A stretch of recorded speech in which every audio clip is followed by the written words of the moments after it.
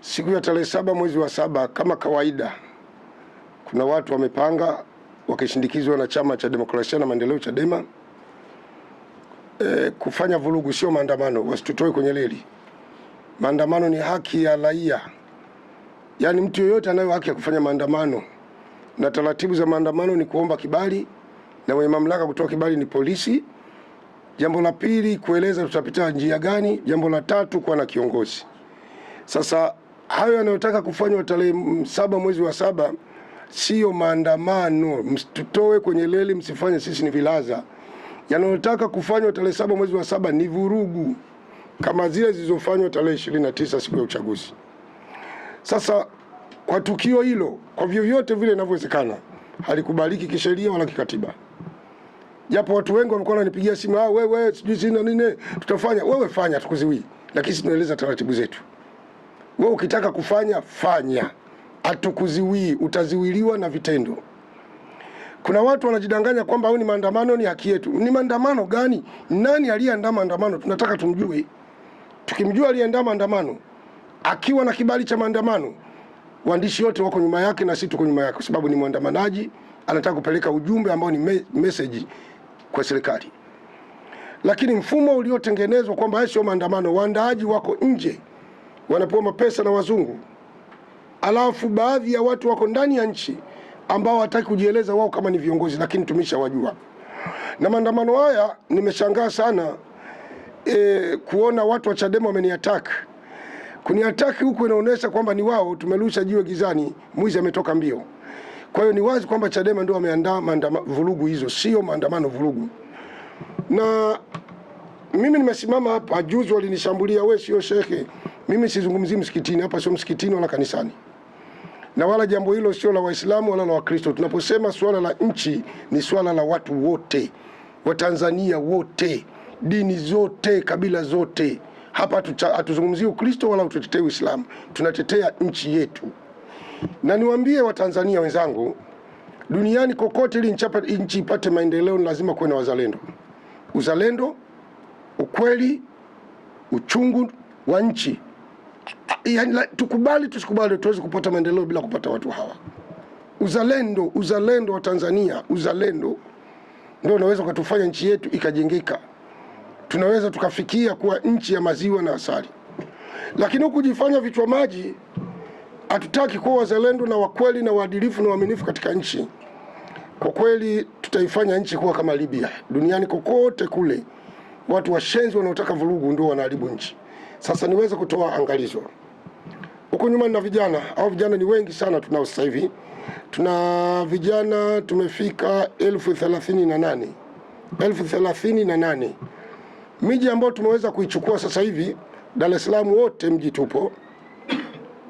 Arusha tupo. Mwanza tupo. Mbeya tupo. Iringa tupo. Musoma ambao ni mkoa wa Mara tupo. Sasa ndugu zanguni, hiyo mikoa tupo, na Kilimanjaro tupo. Sasa tunachotoa angalizo, siku ya tarehe 7 mwezi wa 7 ni siku ya sikukuu, ni holiday.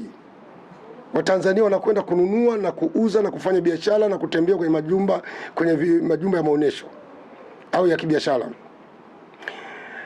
Tumesema hivi, ninao vijana hatari. Nina vijana hatari mno, yani usiguse, usijaribu. Ni vijana hatari mno, hawana cha kupoteza hao vijana. Yani hawana cha kupoteza, ni vijana hatari mno.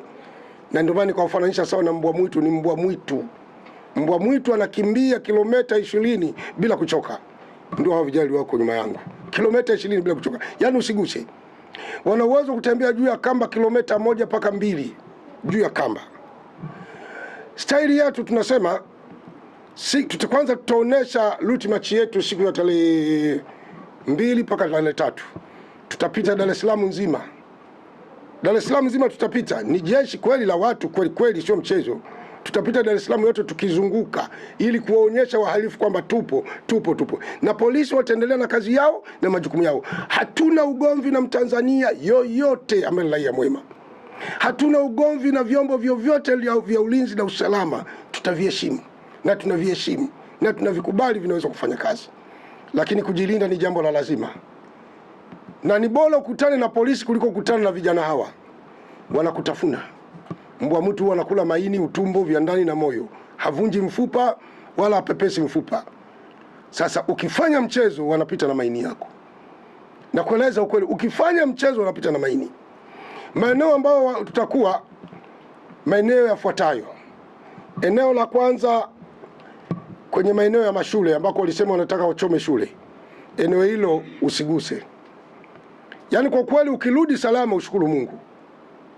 Na hawana chuki na mtu wa dini yoyote, wa chama chochote. Wala waangalii chama chako wala dini yako wala rangi, wanaangalia nchi.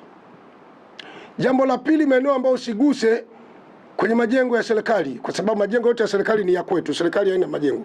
Serikali tumeipa dhamana ya kutulindia mali yetu. Kwa majengo yote ya serikali yako chini yetu, ni ya kwetu. Tutayalinda kwa hali na mali. Mtu yote asiguse. Jambo la pili, mahospitali yote ya serikali mtu asiguse kabisa. Wagonjwa wataingia na kutoka kwa utaratibu, na vijana hawa watakuwa na password yao ambayo wewe hujui wala hatuwezi kukupa. Wanajuana wao kwa wao. Watavaa nini, nguo watakazovaa watajua wao, uniform zao, lakini wewe hutojua. Kwa tunatahadharisha hata watu wa bodaboda wawe makini. Bodaboda yoyote ili afanye kazi siku hiyo tunaomba awe na kitambaa cheupe. Tutajua huyo ni mtu wa amani. Na msitembee wala vijiwe zaidi ya watu 5 kwenye maskani moja. Tukikuta watu zaidi ya 10 lazima tukuhoji, tukiona mashaka nayo tunapita na wewe. Yaani kwa kweli hatuna msalie mtume siku hiyo. Hakuna msalie mtume. Vijana hawa wana uwezo wa kupiga mbizi hapa na kutokea Zanzibar. Ni moto wa kuotea mbali, ni moto. Ni moto. Maeneo watakaokaa watakuwa wametake cover ni maeneo yafuatayo: juu ya miti, watalala kwenye mifereji ya maji, watakuwa juu ya vituo vya mabasi, watakuwa juu ya majumba, watakuwa kona zote za Dar es Salaam na viunga vyake, na mikoani hali kadhalika watakuwa hivyo hivyo. Kwa mtu yoyote asisubutu wala asijaribu. Asisubutu wala asijaribu. Mbwa mwitu ni mnyama mpole sana. Mbwa mwitu ni mnyama mpole sana.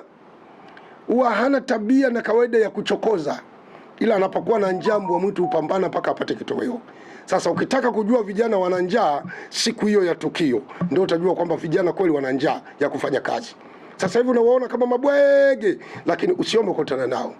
Ni mbwa mwitu wakali sana hawa. Wakali sana. Ni moto wa kuotea mbali. Kwa tunatoa nasaha kwa Watanzania. Kwa vijana mliopoteza mwelekeo, acheni, msichezee nchi. Msiguse umeme. Msiguse waya una umeme. Msichezee nchi. Hii nchi ni yetu. Na baadhi ya watu wanasema kwamba kwa nini mnakataza watu nani kakataza watu wasiandamani? Watu wana haki ya kuandamana, lakini maandamano hayo ni ya namna gani? Kwa nini maandamano hayo mkachome vitu vya watu? Siku ya 29 mlichoma majumba ya watu. Mlichoma bodaboda za vijana wetu. Mlichoma magari ya watu. Mlichoma mapetrol station ya watu. Mlichoma kila kilichokuwa cha raia wema. Sasa kwa mfumo huo na tabia hiyo, nani akuacheni? Hatuwezi kuacha. Tutakula sahani moja na nyinyi.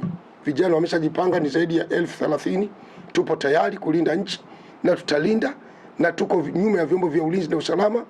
Tutalinda, hatutomonea mtu, hatutomchokoza mtu, hatutomkemea mtu. Lakini nakwambia kama una uwezo wa kupambana na kikundi hiki kilichoko nyuma yangu, basi tunakukaribisha, njoo kwenye uwanja wa mapambano. Na uwanja wa mapambano yetu ni maeneo yetu.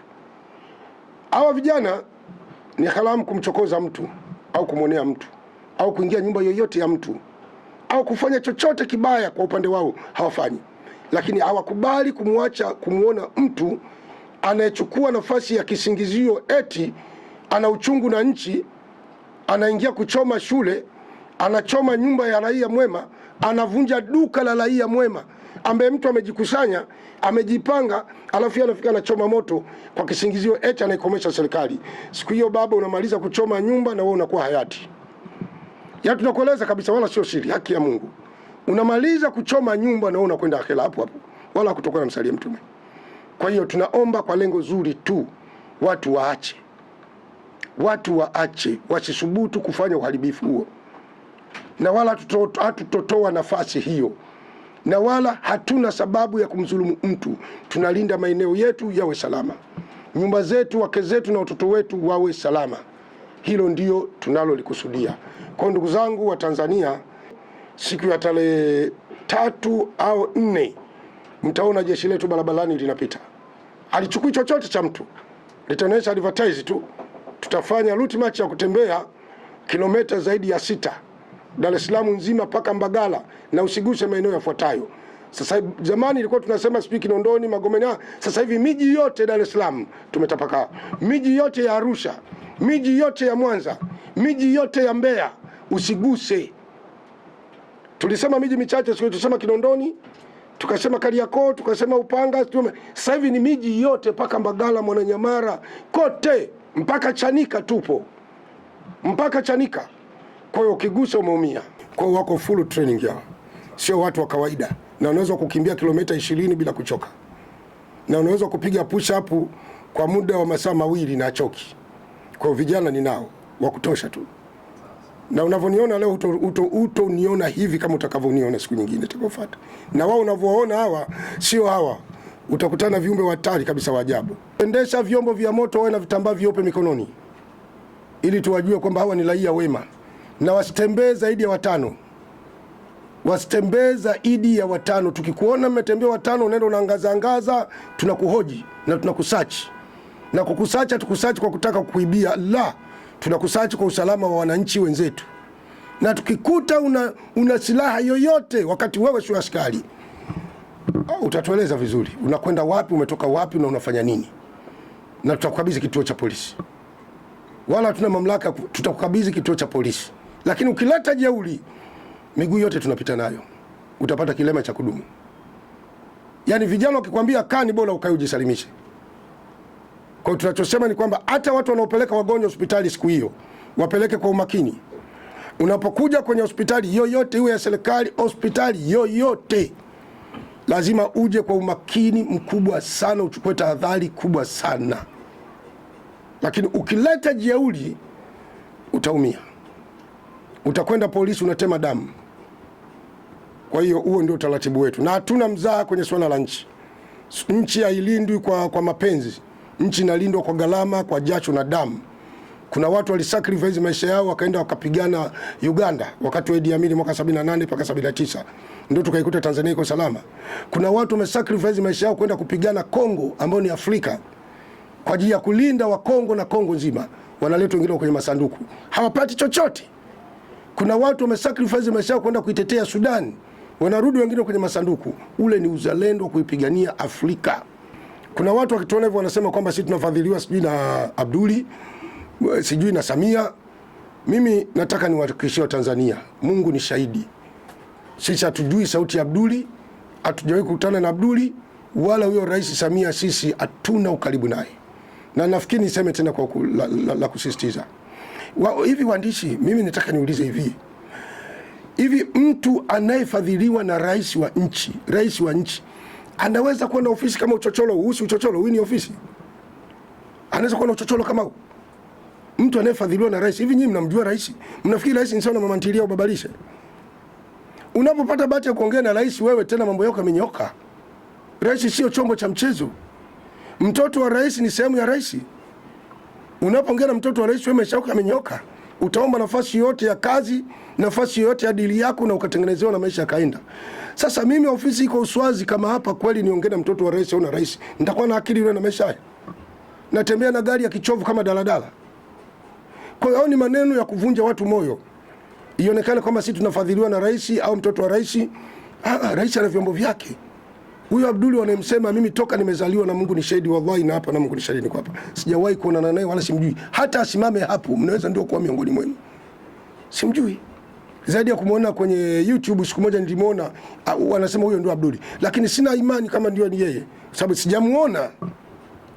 Kwa hiyo watu waache kutengeneza maneno ya propaganda ili kutuhamisha kwenye leli, ili kututoa kwenye leli. Sisi hatuhitaji ufadhili, tunajichanga wenyewe. Hawa vijana wanavyoona nyuma yangu, Mungu ni shahidi, hawa vijana wamekuja wenyewe kwa mguu, na kawafuata huyo bwana, walikuwa wamepotea hata kufika hapo ofisini.